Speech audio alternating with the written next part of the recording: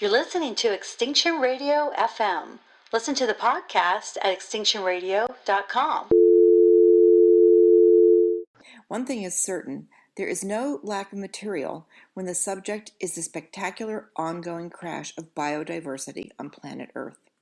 That is, for anyone who is the least interested, and unfortunately, most people aren't. If you are still listening, you are in a very tiny, exclusive cohort. After a 4-year review, the U.S. Fish and Wildlife Service has confirmed this week that the eastern cougar, also known as a puma or panther, is officially extinct. This is felicitous because it lightens up the load on the burgeoning endangered species list. It has been 80 years since the last known specimen was killed in New England, so what took them so long to declare it extinct?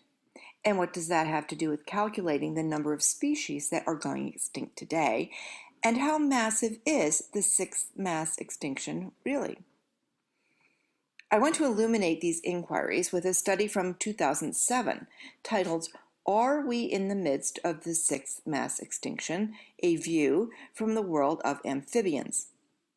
Frogs, salamanders, and caecilians are considered to be the most at risk compared to any other taxon, which makes the scientists sad because most of those amphibian species already managed to survive 4 mass extinctions and thus are called, quote, sentinels of environmental health, unquote.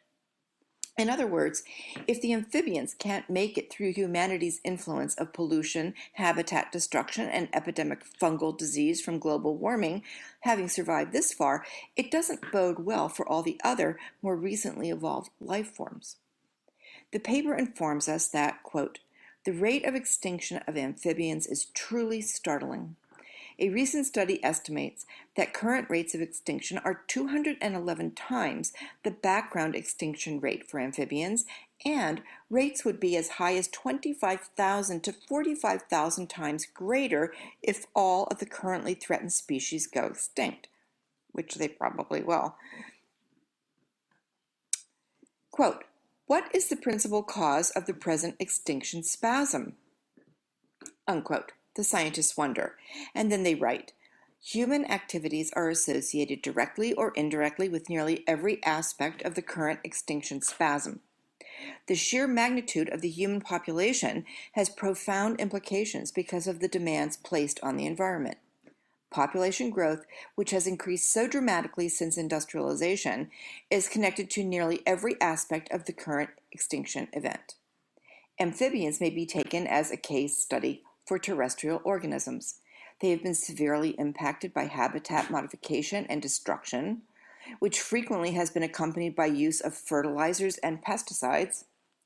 In addition, many other pollutants that have negative effects on amphibians are byproducts of human activities. Humans have been direct or indirect agents for the introduction of exotic organisms. And they continue, furthermore, with the expansion of human populations into new habitats, new infectious diseases have emerged that have real or potential consequences not only for humans, but also for many other taxa. Perhaps the most profound impact is the human role in climate change, the effects of which may have been relatively small so far, but which will shortly be dramatic, e.g. in the sea. Research building on the Global Amphibian Assessment Database showed that many factors are contributing to the global extinctions and declines of amphibians in addition to disease.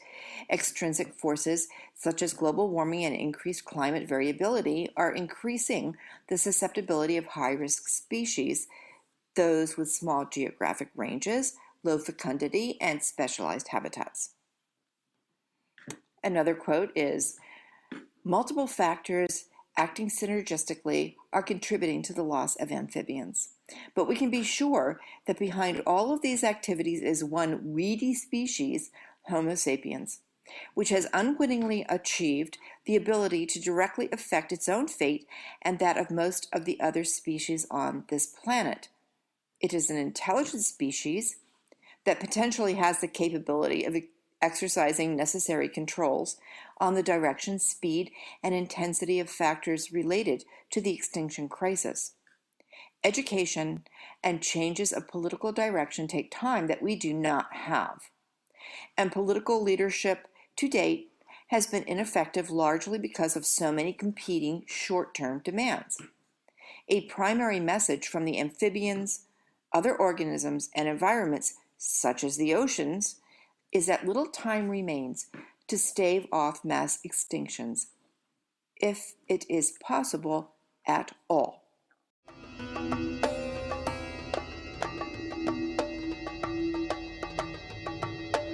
I'm now accepting the reality of the surreal.